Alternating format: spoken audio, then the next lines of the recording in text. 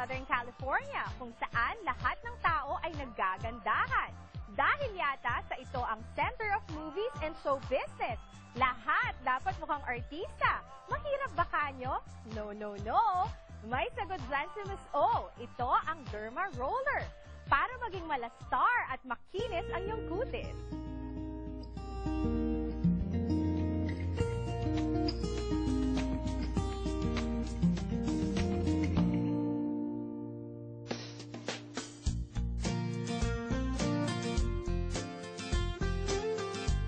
Hello mga ka-nation! Nandito tayo sa another episode ng Beauty by O. Ang kasama natin ngayon ang client namin na si Sharon Sakamoto.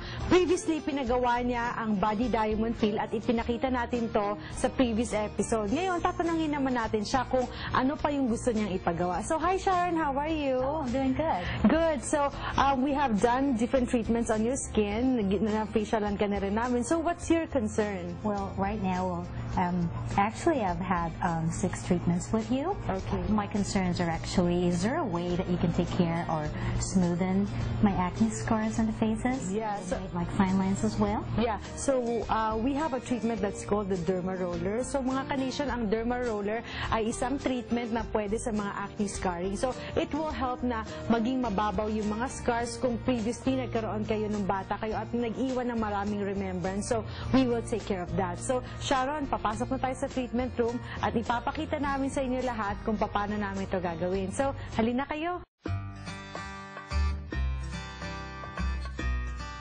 So right now, Grace is applying the topical anesthesia para hindi ni Sharon masyadong maramdaman yung treatment. Kasi medyo may konting tingling sensation while we're doing it. But you will see result in just one treatment. Makikita nyo na mas mabababaw yung acne scarring.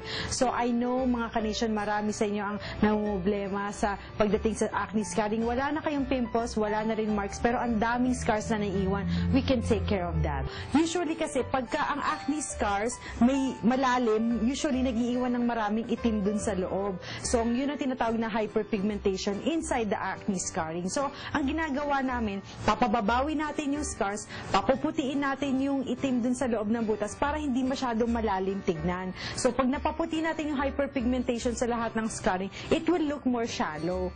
This is the Derma Roller. This is an instrument, a tool that we use para sa scars ng acne.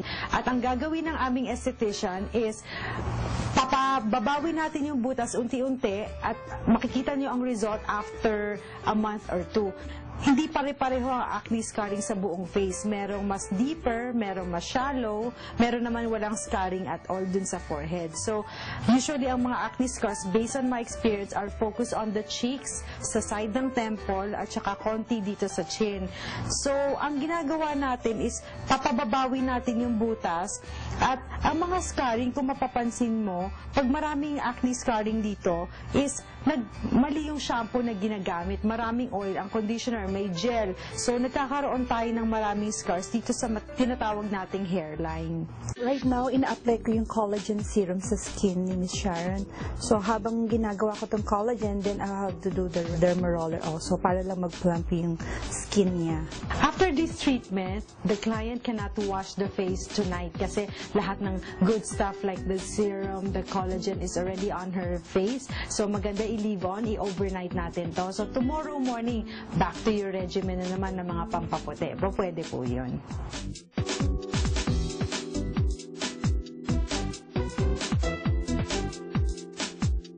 Mga ka-nation, tapos na po tayo sa treatment natin kay Miss Sharon. Kung mapapansin nyo, medyo rosy cheeks lang yung pisngi niya at kakamustahin natin siya. So, how was it, Miss Sharon? It was actually great. Didn't really feel anything at all after you apply the topical to it. It was just a little bit prickly, a little tickling in the face. Yes. But overall, as far as level of pain, it is something manageable. I could actually compare it to the sensation of like getting a mild sunburn, I would say. But other than that, it felt good. Yeah, good. So tomorrow, what she will experience is a little bit red and rosy cheeks din yung face niya.